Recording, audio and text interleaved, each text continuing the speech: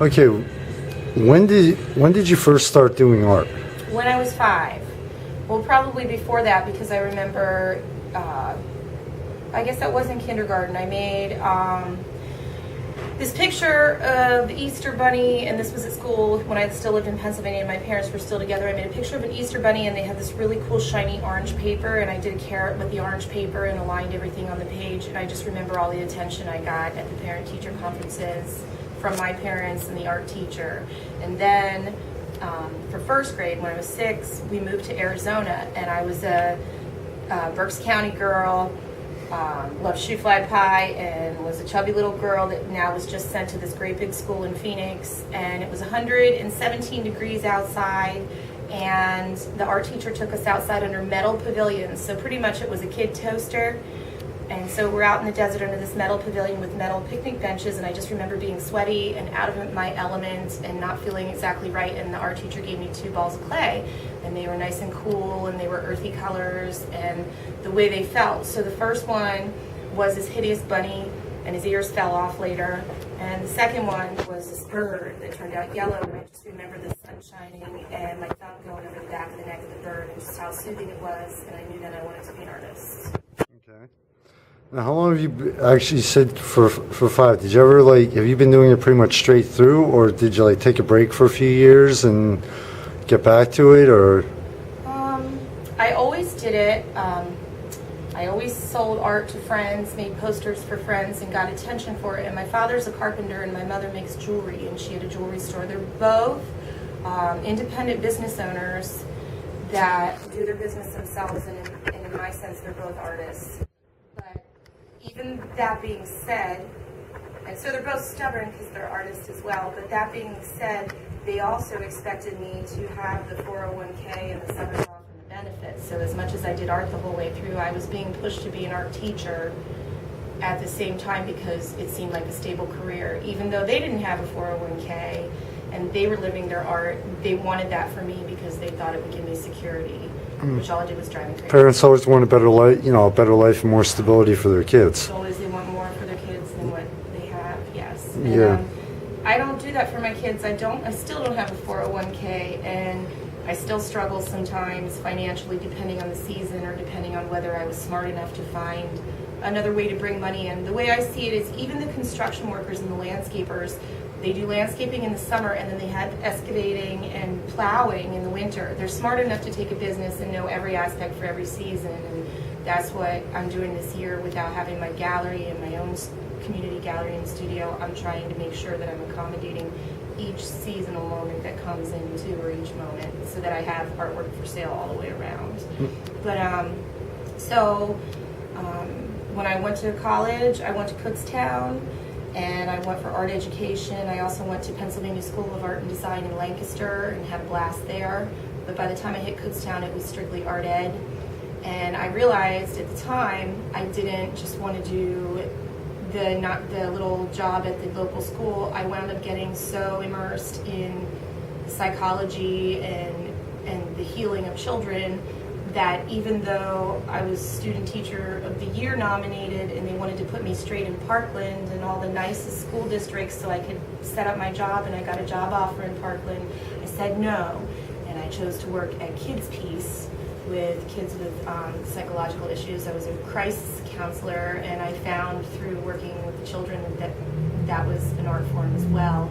So I taught many years at Kids Peace, and I actually was the first art teacher at Roberto Clemente Charter School in Allentown, which was later voted the worst school in the area, and I was their first art teacher. I was art in a cart, in the hallway, in the lunchroom, on the way to all the kids eating lunch and being very noisy. That's where I first taught my first class. And I quit because there was a child breaking brand new colored pencils, giving me attitude, and I had no backup from staff. And they wanted to find a better therapeutic way. And sometimes in therapy, like I learned about art therapy, some people believe it's just the process of doing art that's therapeutic. Some people think, make something, like I used to do in pottery, make a bowl, the bowl symbolizes your life, fill it with things you want, and you're manifesting better things through making art. But also in art therapy, they think the process is therapeutic. It's also therapeutic to get those children socially able to express themselves and behave. So I had a very fine line when I was doing art therapy on, yes, these children need to have no boundaries and get to express themselves, but part of the therapy is also learning how to function in a culture, which is yours, which is where you are right now, whether it's a psych hospital or the city. So anyway, this teenage child was breaking colored pencils and not caring about anything in the room, and I had no backup staff-wise or administration-wise to help this child understand that part of being a good person is all the way around, respect, not just doing your artwork and feeling good. I quit, and a week later that child brought a gun to school. So maybe I got out by the hair of my teeth, I'm not sure. Maybe he left because he was angry because he missed me. I'm not sure. Now different people have different definitions of art. Some people think it's only painting, some people think, incorporate drawing, music, fashion, everything. What is your definition of the term art? It's actually a vague concept to a lot, actually a vague concept, but what is your definition of art? Like, what does it encompass? I think it's the art of life, and I haven't picked up a dictionary lately to confirm this, but I had a professor in college who spoke of aesthetics. And aesthetics have many meanings. Aesthetics are how you arrange your house. If you have, the same lamp on both sides of the fireplace, or everything centered in your mantle, how you arrange your life is aesthetically pleasing or aesthetically not pleasing. But one definition of aesthetics is truth and beauty. And to me, that's art, truth and beauty, because the truth may not necessarily look like the shiniest, happiest, brightest thing, but it's still beautiful. The truth is beautiful. And the same professor once told me that he was at McDonald's one point in his life waiting in line, and there was a toddler in front of him putting their hands on the counter, putting their mouth on the counter, waiting for their Happy Meal. And he saw the mother smack the hand of that child, get the hand off the counter. And instead of emotionally reacting, oh my God, this is awful, he brought it to the classroom for us to discuss aesthetically. How could that situation have been handled better? Not saying we all don't have moments in our life, whether they are art or music or being a chef or working in a nursing home with disabled adults that need your help for everyday living. How aesthetically can you make that situation more beautiful or truthful? So when I feel like things are the art of life, it's everything you do. From the moment you wake up, you're rushing, you spill coffee, the dog gets loose and you have to be at work at 7:30 and it's 7:29 already. You may not always react, and all art is definitely a release of emotions or an expression of emotions, hopefully truthful, beautiful emotions. You may not always react at that moment, the best way that could have been perceived, but to look at life as art, just like you look at your paintings. Next time I make that painting, will I outline more? Should I shadow more? Should I do this? Same with your life. I may have freaked out this morning and lost my temper, or I may have had a human moment where I just couldn't handle everything. But if you can put it in your head that life is art and you look back at it and go, next time, how can I aesthetically change that situation, or how can I manifest that in a different way? Because some things you control and some things you don't. I think to look at life as art like that is important. And if you think of every type of, I don't know if it's every type of religion, I would say it is in different words, but in Buddhism, in other kinds, they're talking about the art of Zen Buddhism. The Kama Sutra book, the art of sex, they're all the art of something, which is how can you do that better? How can you acquire aesthetically that you make that situation more truthful and beautiful? That's how I see it. But I probably should pick up a dictionary and make sure I'm correct on that definition. Honestly, I think it's that even in today's society, we're so fast to label stuff that we really can't.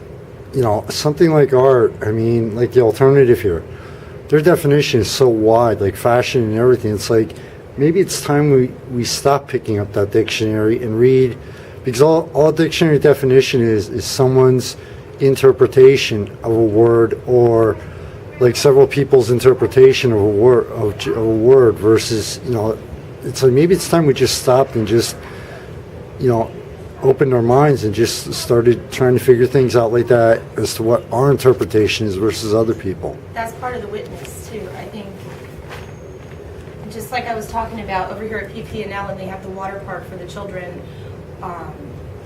when I was growing up, I wasn't necessarily always the kid playing with everybody else and playing Barbies or playing with things or making up stories. I was the one kind of sitting back and watching everybody on the playground, watching their energy, watching the kids on the monkey bars, and seeing it as a witness.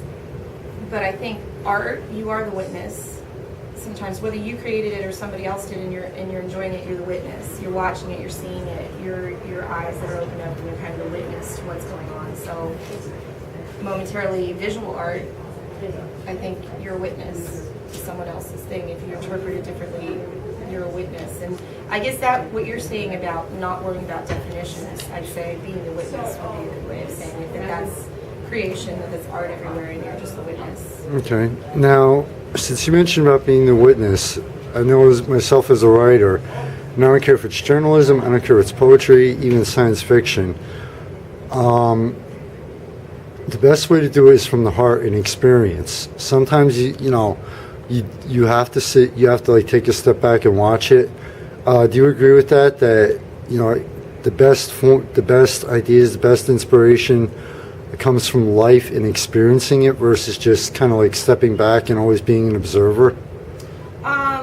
Life and experience, yes, but I think for each person that's different, because there could be a quadriplegic that paints with their mouth and they don't really get much more experience other than the experience of painting. Right. Do you know what I mean? So there's stuff coming from within. Yeah, that's what I was talking about, Yeah. as far as from the heart, from the spirit and the soul versus just, trying to do a more commercialized, I see, okay, I'm by the ocean, I'll do a painting of the beach, I know I can sell it for a couple hundred, versus, I'm not really putting what you're feeling at that moment into it. That's, that's what I was The talking dead about. crab on the ground that you're looking at with empathy, that you might want to paint that crab. Right. Yeah. I agree. I agree that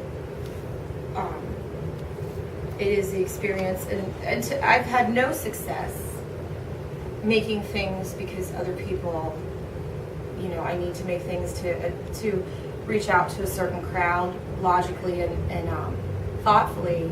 I've had no experience. I've had the experience of making things that I feel and they sell, and it feels so great when someone gets them. Me being from Berks County, I live in Birdsboro, Berks County, I did a whole series called Dutch Country Gothic, and there were a lot of skeletons that looked like Amish people, and Amish people at a funeral, and the pagoda, things locally in the area, horse and buggies, but they were tweaked. They were either with a skeleton Day of the Dead feel or some other way. But I found that I did them in my style. It wasn't the traditional style that everybody goes to buy there, and I sold more that way. I didn't reach out and say I have to make stuff that fits in the area. I kind of just did it. These are American Gothic people, but they're skeletons, and I found things as silly and whimsical. Okay, the wine bag that if you get a box of wine, there's a bag inside. Right. I always said it looked like a breast when you get to the end of it, and somebody should be nursing it. So I made a silly painting of somebody's, breast being a wine bag and holding a wine glass, and then I made one with a martini glass with an olive, and those things sold first. I made pictures when I was bartending of drunk pigs. Those things sold like hotcakes. Like, who would have thought? I obviously didn't make those to go, there's a market for drunk pigs. Right. Those kind of things sold. So I do things that are, Native American stories that I appreciate or things that I feel. But if it's something whimsical and silly, I have a picture of a bird pooping. Everybody loves it. They laugh so hard. Did I think that was the kind of stuff I was going to get known for? No. But it's great to know, like I said, where I am, it's very traditional. And I can still sell goofy things like that to the right crowd. But since I've come up to the Lehigh Valley, I had this painting that was an artworks show when they had the Ode to Water show. And it was called Where Butterflies Go to Become Caterpillars. And so it was a very natural scene of waterfalls and forest. And there were these butterflies actually losing their wings. They were falling off and shriveling, and skeletons walking out of them. So where we're always looking for the light at the end of the tunnel and things getting brighter because we're working so hard, it was more so accepting the tunnel in the first place and going back into it. And I haven't sold any of those in Berks County, but it felt great, and I don't know if it was just the moment or my entire life, or that it was up here in Lehigh where people seem to really have a great appreciation for art, and the art vibe is so big. Somebody bought it for his daughter who was graduating college, and totally got that concept that you're being responsible, you're putting your wings down, and you're going to walk a little bit in this tunnel because that's a responsible thing to do.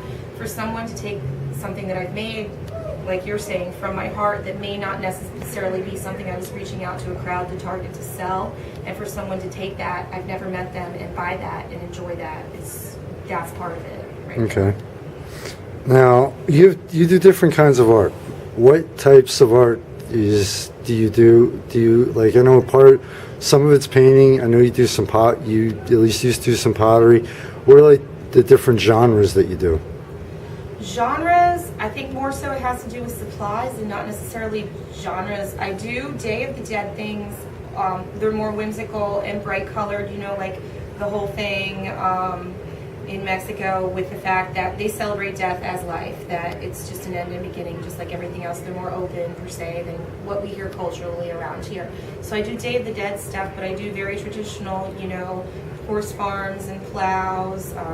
I have 4 horses, and I have husky lab mixes and children and puppies. I'm known to paint what I live from. I paint my field, the mountain I live by, my children in the woods, all of those animals. And I want to say I tweak them sometimes. I just tweak them with a different character, or I just did, this is a great story, I did these, and these are mostly just, I'm talking about the paintings right now.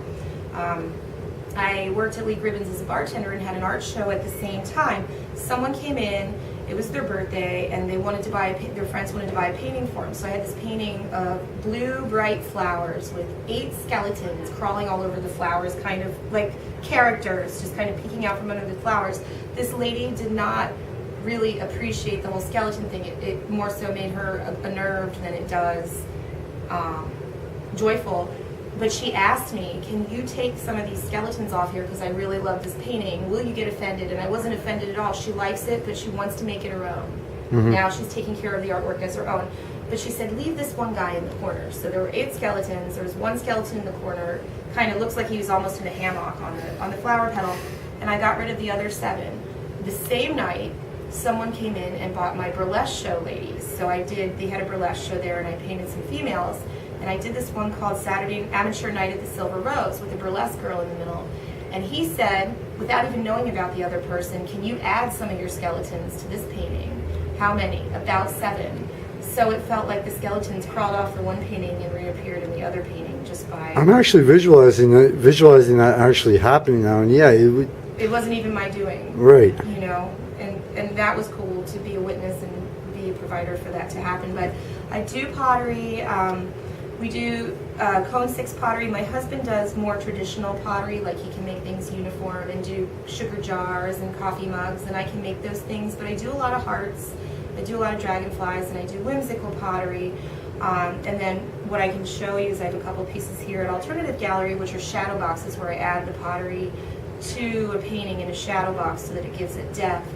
And another thing I'm really good at, that I'm fortunate and lucky to have met someone when I lived in Arizona who was a Vietnam vet in the middle of Ashford, which is in the middle of the woods, and he taught me the fine gift of raku pottery.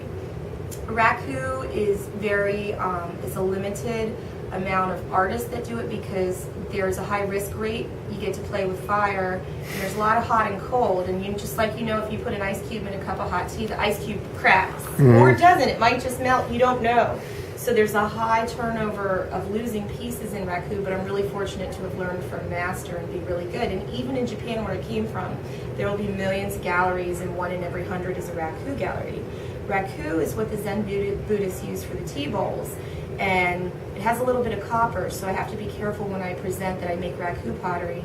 It has a little bit of copper, and here in America we may not want to get copper poisoning when we eat or drink out of this. However, I sell my raku bowls through Blue Mountain Zendo, which is a Zen Buddhist facility here in Allentown, and they use them specifically for tea bowls, just as the old-fashioned way, and they're round bowls. But the way raku happens is you bisque your clay, you put the glazes on, the glazes have a little bit of copper, and it's an outdoor propane kiln. So within 1 hour, whereas the electric kilns take a whole day to cool and 12 hours to fire to get your glazes the way you want them, the raku takes 1 hour. And raku also means happy because the Japanese were so happy they only had to take an hour to make their tea bowls. So what you do is you take your bisque pieces with the glazes on, you put them in a propane kiln. Looks like Dad's grill outside almost, but it's a big round one with a counterweight system. And with 1 hour, the pottery goes from 200 to 600 to 800 to 1400, all the way up to 1800 degrees and starts glowing like fluorescent pink charcoals. At which point I take them out with tongs while they're glowing so I can play with fire. And I put them in bins with sawdust, newspaper, leaves, pine needles. In Arizona, I use tumbleweed. So what do you think happens when you put a flaming pink coal into combustible material? Poof, a fire and smoke. And I put the lid on, and the smoke reacts with the coppers in the glaze. And a few of the colors you can get, one is white crackle, which a lot of people see in galleries, where it's white with black cracks because the hot and cold crack the pot and the smoke goes in the cracks, so you get a white crackle, almost looks like lightning. But the other thing that the copper does is it goes anywhere from green or blue all the way to metallic rainbow color. It can either look like a metallic brand new copper penny, or it can look like oil on water in the parking lot when the sun shines, where you get all the rainbow metallic colors. And most people don't get that out of their kiln, their electric kiln. So I get to do raku pottery and sell pieces like that. The one time I did a dragonfly, and I put it in the kiln and I pulled it out, and it was the same glaze all over the whole piece, but there were holes in the dragonfly wings. And the way the kiln happened, each hole in the dragonfly wings was a different color: fluorescent orange, fluorescent pink, fluorescent purple, green, blue, black, brown, purple again. And just wondering how I got every single color out of the same glaze. That's what I get to do. There's a place off of Route 100 called Stahl's Pottery. Traditionally, it's 200 years of potters, and they have 2 festivals every year, one in the spring and one in the fall. But it's a very tight-knit group of people who are related to the Stahls, who are, you know, part of their ancestry, and we are not related at all, but nobody wants to play with raku anymore because it's dangerous, there's a high cracking level. So we're fortunate enough to go there and do live raku demos all day. So we got well known for raku. That's one of the things that we do that I enjoy.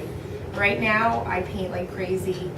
It's quick, and even if I work on a piece for a week or a couple of weeks and I have to get back to it, I usually put 4 or 5 out at the same time till I drag out my colors, and then once most of the pieces are done, then I spend an hour touching them up and doing outlines at the end. Okay. Now, this actually, I just had a few ideas to actually have a part 2 to this interview, like maybe another week or 2. But from the actual pottery and painting and art, you know, that side of the artist end. Final question, and like I said, I'd actually like to do a part 2 to this because there's a few areas I haven't touched on yet. Advice to new artists, other, you know, people that, you know, and this is like the final, you know, a question. Advice to other, you know, new artists, whether they're kids, whether they're 70 years old. You know, what advice would you give them as far as, you know, pursuing it, if they get, you know, frustration, etc.? Certainly, don't let people stop you from thinking too hard about your moves in certain aspects, but never give in to the second guessing of your mind and yourself, whether it comes from your family or people that may not be as creative at the time, they may not be tapped in as much. Understand that there's definitely a method to your madness, that you can be confident and faithful and proud of your vision. And just because people don't always get it right away does not mean that you're off track. That's something I struggle with. I'm 39. Several times I've struggled with the second guessing of myself, which can turn into guilt, which, you know, am I a mother first? Am I an artist? You know, what am I teaching my children? Is it really worth, you know, overall, is it really worth it? Things like that. Is it really worth it? It's so much easier if I could go bartend and make 70 grand a year, you know, when in Arizona I could. But, you know, are you providing for your family? I have friends right now that are great musicians that they're under their perception from their in-laws and their wife that when they take their musician time, that even though they work plenty hours of overtime and do all kinds of stuff for their children, that this music time is a selfish time. Well, then be selfish. You know, we give and we give. And being an artist, we definitely have empathic souls. We are definitely in tune with feeling other people, not just ourselves. And that's something that sometimes is awkward for people to understand, is that you do feel others. You feel others' energy. You feel others' things. Ask yourself, I think I used to take situations around me and go, how was this my fault? Where was my influence in this situation? Instead of being able to witness them as just a lesson given. and that people are affected and it might affect me, but it's not my lesson, it's not my doing. To know that, yes, you might be feeling somebody else's stuff or somebody else's doubt sometimes because these people are close to you, they worry about you, but to be able to take care of yourself and believe in yourself because you were put here for a reason, and not let the second guessers or the doubters or your own self-demising thoughts click in, and know that if you're not doing your art, you're still going to have that over-energetic, overstimulated, analytical mind. Are you going to use it for something that it's meant for, or are you going to let it demise you, because it will? Creative mind never stops even when you're sleeping. Absolutely. One thing as a writer I found out, it's the creative mind, just you always have more ideas than you have time to put them into effect. So, okay, well, thank you very much, and I just